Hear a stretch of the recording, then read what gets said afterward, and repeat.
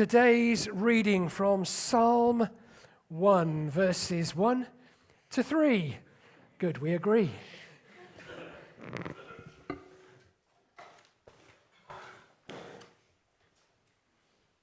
Happy are those who do not follow the advice of the wicked, or take the path that sinners tread, or sit in the seat of scoffers. But their delight is in the law of the Lord, and on his law they meditate day and night. They are like trees planted by streams of water, which yield their fruit in its season, and their leaves do not wither. In all that they do, they prosper. Great.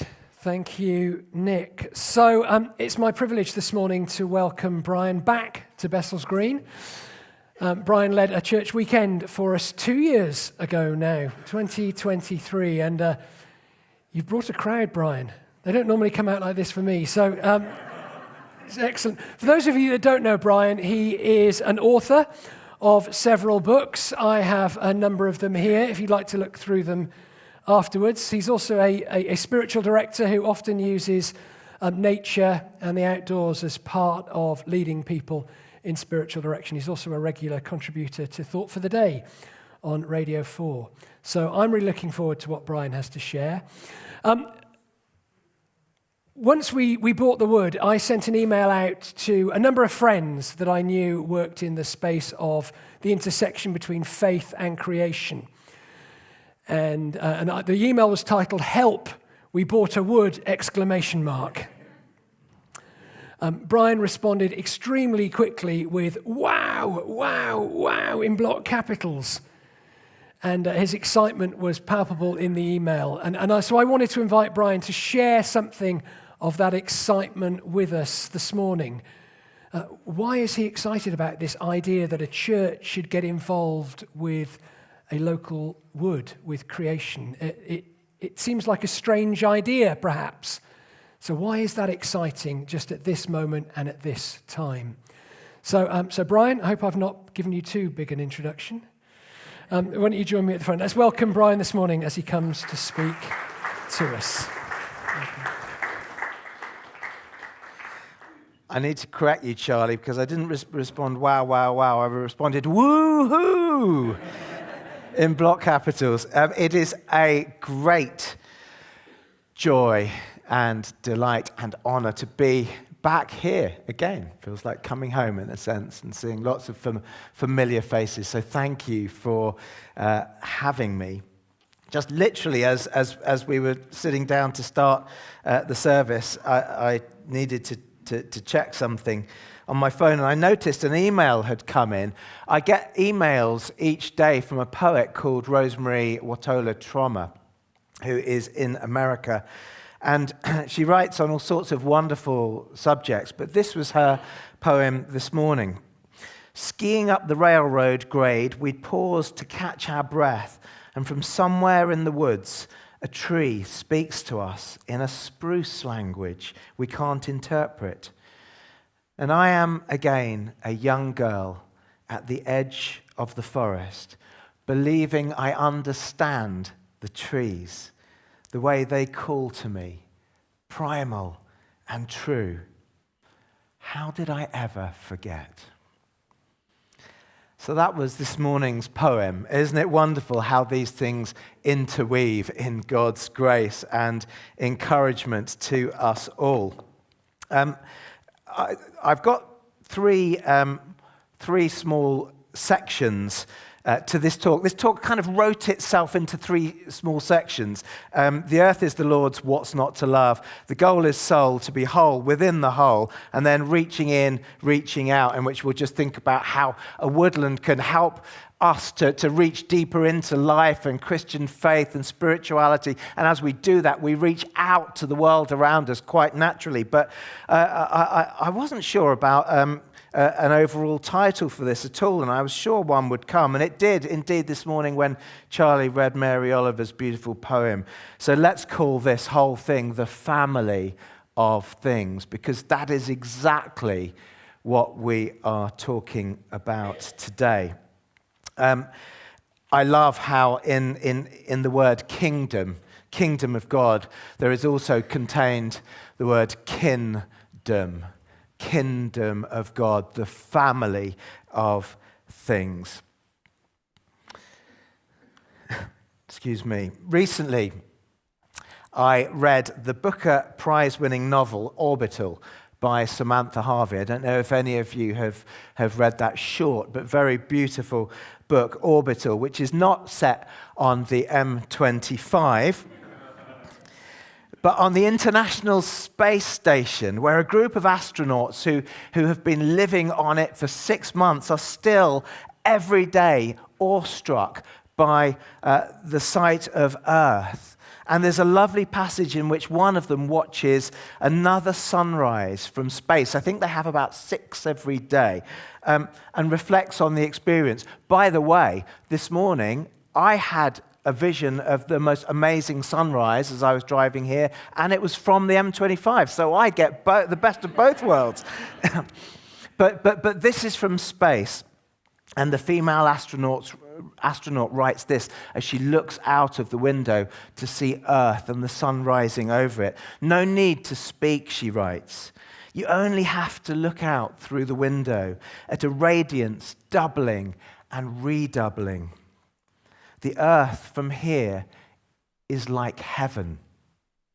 It flows with color, a burst of hopeful color. When we're on that planet," she says, "we look up and think heaven is elsewhere. But here is what the astronauts and cosmonauts think. Maybe all of us born to it have already died and are in an afterlife."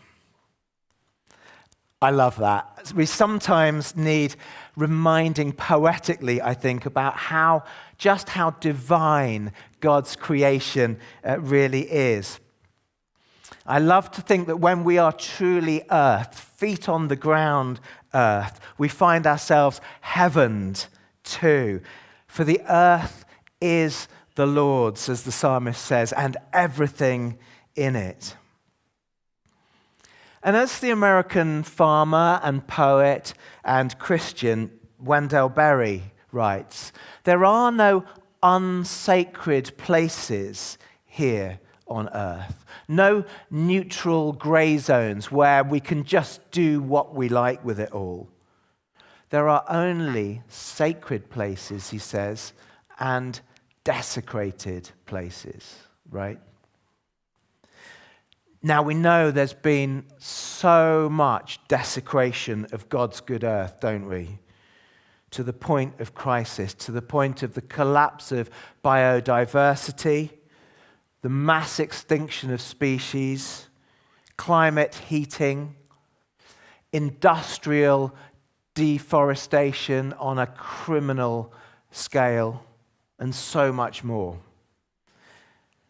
And perhaps we sense, too, how in so many ways we can be part of the problem instead of the solution as well. How we've lost touch with creation in different ways. From the cultural, most of us live such fast-paced lives these days that we've, in a sense, become out of sync with the rhythms and seasons and cycles of God's creation, right through to the theological. Here in the West, theologically, we came to believe that we're here to lord it over creation as a species. It's just that our version of lording is usually not really our Lord's way of lording, is it? So I can't tell you how instinctively thrilled I was when Charlie told me your church had acquired this patch of woodland. How prophetic it felt, how pioneering, how timely, how redemptive. In fact, I felt so joyful at a visceral level that he did indeed ask me to come and share why, which is a very good question, and one I want to answer as well, and I pray that I can answer it helpfully in the following few minutes, because I believe it really matters. I believe it really matters. And my immediate and most instinctive answer to my joy in your buying a woodland is very simple. What's not to love? I mean, that's a profound question to ask of anything or anyone in God's creation, actually, isn't it? What's not to love? And when I say love, I don't mean consumerist kind of love, like our love for chocolate or our love for our new car or whatever it is. I mean a self-giving, sacrificial, creative, dynamic, divine kind of love that God shows us. And it feels especially apt here in the context in which we're speaking today because of what the theologian Matthew Sleeth calls God's astounding fondness for trees. God's astounding fondness for trees. In his recent book, Reforesting Our Faith, great title, Dr. Sleeth says this: there's a tree on the first page of Genesis, in the first Psalm, which we've read today, on the first page of the New Testament, albeit that's a family tree, come to be known as the Jesse tree, which is rooted in Isaiah's words that a shoot shall come out from the stump of Jesse and a branch shall grow out of its roots, words that we will have heard at Christmas. And we're part of that family tree in Matthew 1. And there's a tree on the last page of Revelation, the tree of life whose leaves will be for the healing of the nations. Yes, please, Lord. Other than God and people, says Dr. Sleeth, the Bible mentions trees more than any other living thing. Isn't that interesting?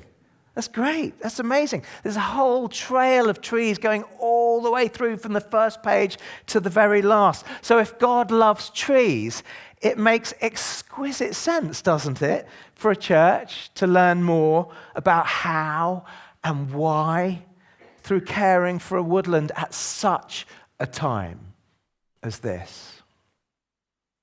To stand upon its holy ground and say, this earth is the Lord's. Holy ground, by the way, that's not some marble-clean temple or cathedral floor so much as a carpet of decomposing leaves and roots and mud and seeds and worms and beetles and fungi and footprints and animal tracks. To stand upon its holy ground, to hold a space between you open that's as sacred as any church, in which you can learn more about loving the creation as well as meeting its creator and helping others to do the same. Loving the creation, as well as meeting its creator and helping others to do the same. By the way, in Genesis chapter 2, in the second of the creation narratives that we read in Genesis, we're told that the Lord God made all kinds of trees grow out of the ground, trees that were pleasing for the eye and good for food. I wonder if you've ever noticed that before, how the beauty of the trees in that sentence comes before their usefulness. The earth is the Lord's, and what's not to love?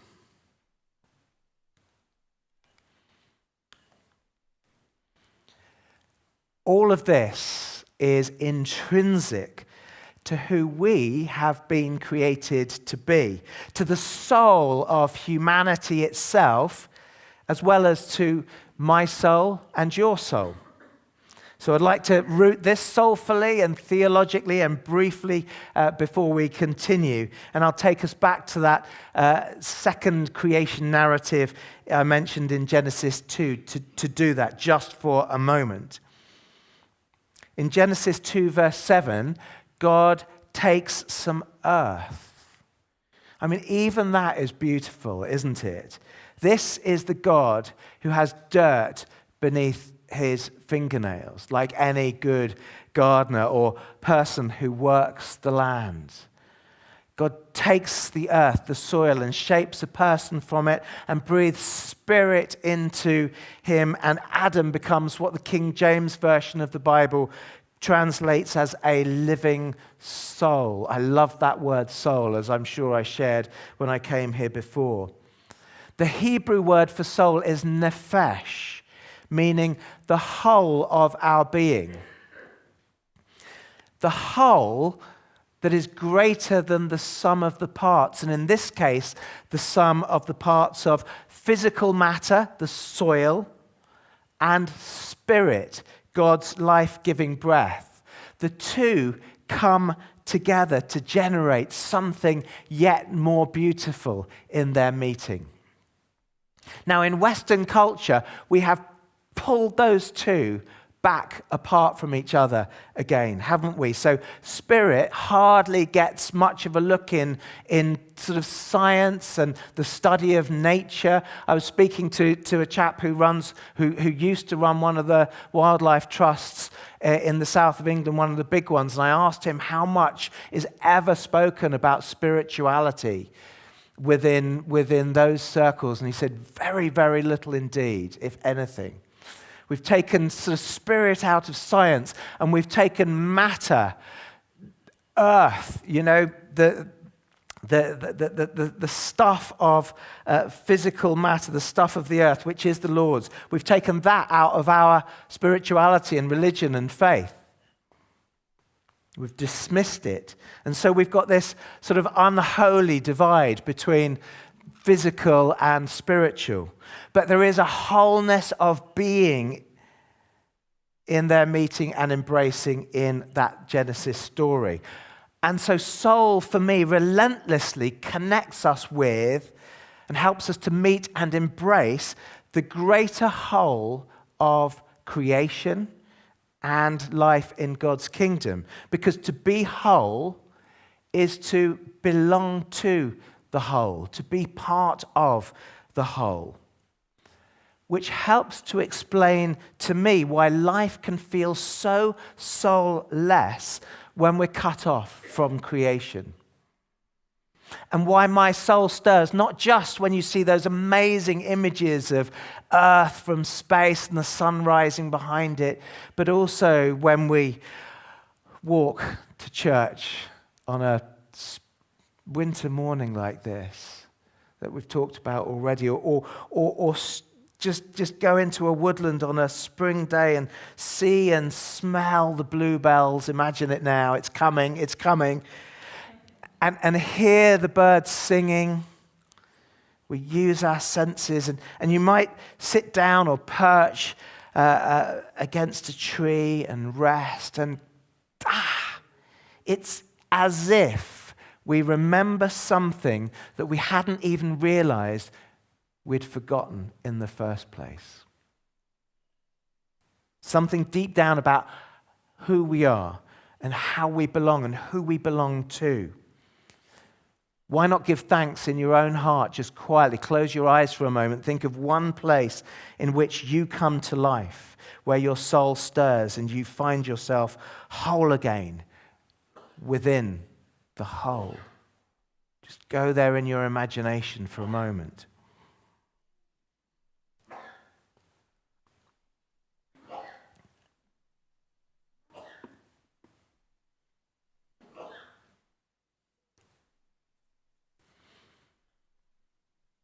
It's as if we remember something we hadn't even realized we had forgotten. And for me, that's rather like going through the wooden wardrobe built out of quite a magical apple tree into Narnia. That magical place where we find that the trees can speak with each other to spread the word that Aslan is on the move. And of course, how enchanting, how re-enchanting that we've now found that trees do communicate with each other, and that they support and feed each other and protect each other through their roots, which join up underground with the help of mycorrhizal fungi through a network that has become known as the Wood Wide web. I mean, you didn't really just think you'd bought a plot of land, 7 acres with a bunch of trees on it, did you? You've bought a living, breathing organism. There's so much that we don't know about the way creation, God's creation, joins up, isn't there? And joins us all up beneath the surface. And thank God for the scientists who are discovering what people like C.S. Lewis intuited somehow all along. But we can all be part of this discovery, this rediscovery, this reconnection at a soulful level. And we can help to lead the way in that, which makes me so excited. Especially if, as the Irish poet and priest John O'Donoghue once wrote, if we approach with reverence, then great things will approach us. The goal is soul, to be whole again within the whole. That helps to explain why this matters for me, that you have care of this woodland. And so in our final section, I'd like to reflect on reaching in and reaching out. And I just want to share a few ways that trees and woodlands have helped me in my work, in my life, to reach more deeply into my life and my faith, how they might help you, and just in a sense by osmosis, how they will help you to reach out in the process to the world around you. My first example is through what we might call presence, or put simply, being here. It's very hard to be here, isn't it, at the best of times? But it matters because as we become present here, we become more present to God's presence, which was here all along. That's why I believe people sense something when they come into a woodland, for example, and find themselves more still, more present. And the trees can certainly help us with this. There's a lovely poem by a guy called David Wagoner called Lost, being lost, in which he writes these lines: "Stand still. The trees ahead and bushes beside you are not lost. Wherever you are is called here, and you must treat it as a powerful stranger." I wonder, can you be here as fully as a tree? Another poet, Denise Levertov, writes in a lovely poem of how a tree in a couple's back garden is fully present to the evening and to the night in a way that the couple who are just very busy and sort of silhouetted in the window doing lots of stuff just aren't present. The tree has what she calls a consciousness undefined. Just imagine a tree for a moment standing there, fully present somehow to God's presence in a way we struggle to be because our busy minds are taking us back into the past or forward into the future, anywhere but here. Be still and know that I am God. One of the most profound spiritual awakenings for me, which kick-started really a journey into contemplative spirituality, that I've had was when I stood quietly at an arboretum. And I went there to be still, as the psalmist instructs. And nothing ever much happens in a hurry in this kind of, thing, does it? But as I stood there just contemplating the trees, I slowly moved my attention to my hands. And it was as if for the first time I realized, oh my goodness, these are my hands and I am here. Wow!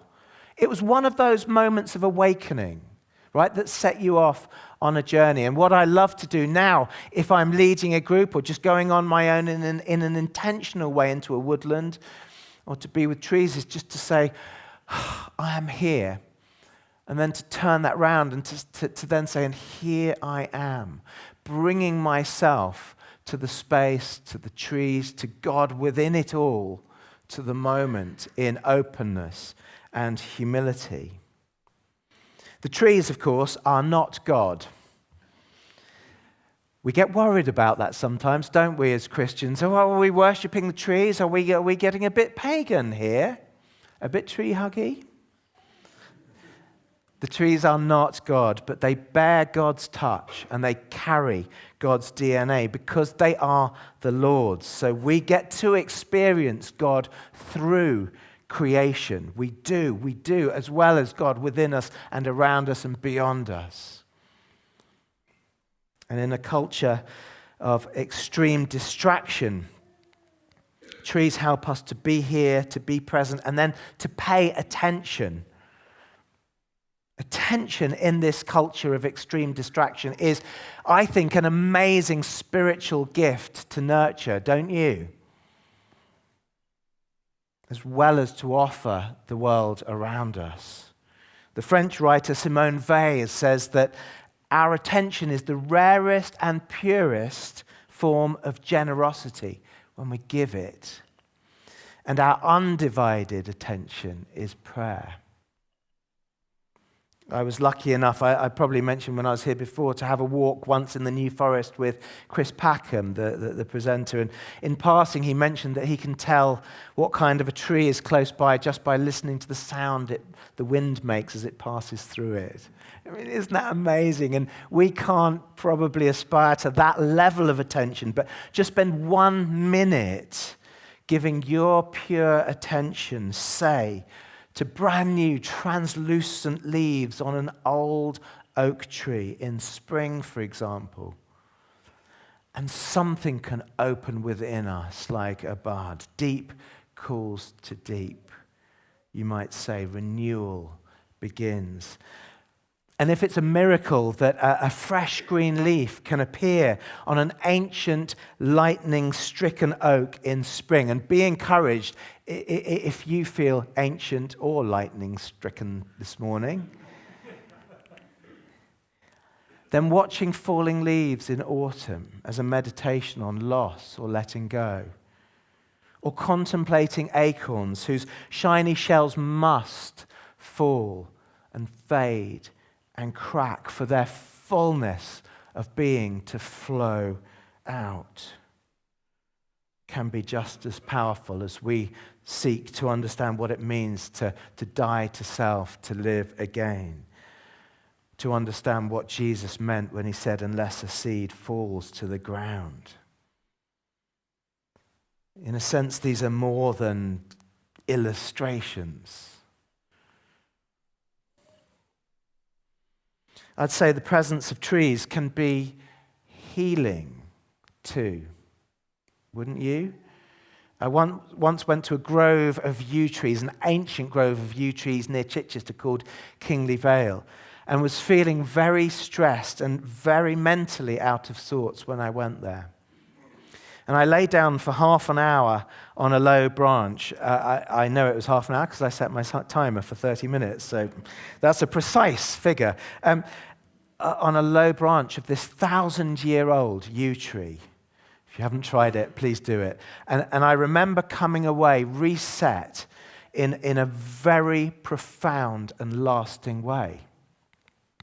I like to think that as my restless mind quietened and as I found rest within God's creation, I met afresh the me within as well as the you.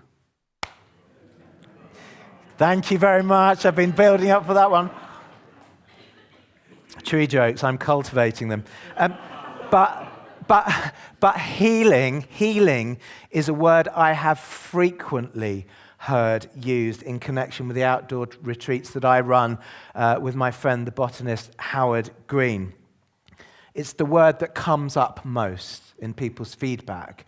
And I have no doubt it can be a feature of your own woodland as you steward, as you look after it, as you step into it. We sometimes take groups to a wood where coppicing takes place. It's run this particular wood is run by the National Trust, and they make sure that in this coppicing process, absolutely nothing is wasted at all. So a patch of woodland, the trees are cut low every 8 years or so, and everything gets used, every single last twig for different purposes. So we'll stand in silence as a group, prayerfully beside piles of coppiced logs and twigs to offer the moment as a prayer for all the seemingly wasted days and years of our lives. Remembering that like the coppiced tree, nothing is wasted in God's economy. And it takes people to a very profound place of healing beyond words. We'll reflect too on how the light can now get into a woodland floor in areas that have been cleared, have been coppiced, meaning that seeds which have lain dormant for sometimes years and years and years may now germinate, and a woodland floor can be just covered, carpeted in wild flowers and attract back butterflies and insects that haven't been there for a long time. Healing is not just about ourselves, but about the land as well. Even though, of course, the woodland floor of our own life can benefit from a clearance to let the light in too. We work together. Maybe you'll get to do some coppicing. Who knows? Who knows? And discover what it means to work soulfully, spirit and matter, with God's creation in true partnership, to lord it well. Being here, paying attention, finding healing. Then briefly, prayerfulness. Trees for me are just an incredible, let's not even say aids to prayer, I would say companions in prayerfulness. They simultaneously reach down into the hidden depths and up to the heavens at the same time, don't they? And if you're willing to spend time with them, you might indeed sense more of your own deep rootedness in the ground of God's being. Or you might sense the strength of what you stand for. Lignin apparently is the substance that makes trees so strong yet so flexible in the wind. You might be inspired by the surface area of leaves and trees that soak up light and air, to turn your face to the light and life of God's love with them. Or be encouraged that new life will come to you and through you in season, like bud, like leaf, like blossom, like fruitfulness, like that tree. In Psalm 1, remain in me, Jesus said. You may take comfort from the way the scars from a broken branch will heal in time. I'm moved by the hospitality of a tree, which sustains an entire ecosystem through God's kingdom or God's kingdom economy of reciprocity, an economy in which the currency is one of gift, given and received. It's a different way of being that can inspire us to find different ways of being as we go forward. And I love how the space between the branches and leaves of a tree, if you pay attention, is more beautiful than a cathedral, isn't it? And can speak of the space that God has created within us, which is just as beautiful. Gosh, when a church acquires a wood, you've got multiple cathedrals to start worshiping in, as well as a building. So we're coming into land now, being here, paying attention, finding healing, cultivating prayerfulness. And then finally, for me, there is, amongst a whole host of things that we can talk about, deepening a sense of place. Remember lockdown? I imagine you do. It wasn't an easy time, was it? But remember how a single lockdown path was a gift of such amazing worth. And though we still tend to see limitations as negative, a tight perimeter can become like an aperture of a camera too, an opening of insight and vision onto a world we might otherwise miss in the busyness and the rush. And your woodland may well be that place of opening and vision. Here is where we get to practice life, says the poet Patrick Kavanagh. To know fully even one field or piece of land is a lifetime's experience. It is depth that counts, he says, not width. I'm reminded, I don't know if you've heard of the vicar and naturalist Gilbert White, who studied the nature of one single parish, tightly bounded small parish in Hampshire, Selborne, for 20 years of his life when he was a curate there. And he just watched really carefully in this one small parish all the wildlife and nature. And he made detailed notes of when, for example, which day the first swallow arrived and when he first saw the almond blossom come into blossom. And climate scientists still use his work, have used his work as they track the changes now in the seasons that are happening. I wonder what you can discover in your small patch of land as you are present, as you pay attention, as you find hidden depths in that aperture, in one small place that opens a depth of being and belonging for you with God, the Creator, with each other, with creation, and with your community around you. The reaching in and the reaching out can go on and on and on, can't it? Prayer trails, guided night walks. My wife was saying to me how much she as a woman would love to be able to walk safely at night and look at the stars and the moon and all that sort of thing. Education for kids who can no longer name an acorn, a bluebell, chestnut, and so on. A, B, C, D. Take it through the alphabet. A safe place to play. Rewilding. Partnerships with wildlife trusts, art workshops, bushcraft, mindfulness activity. There's so much potential within this one microcosm of a patch of land reconsecrated.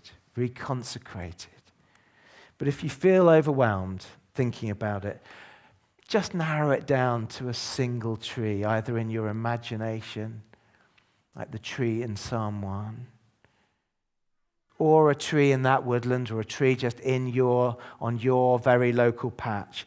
A tree that goes nowhere, rooted and rising as it is, yet which embarks every single year on the most divine, extraordinary journey through 4 seasons.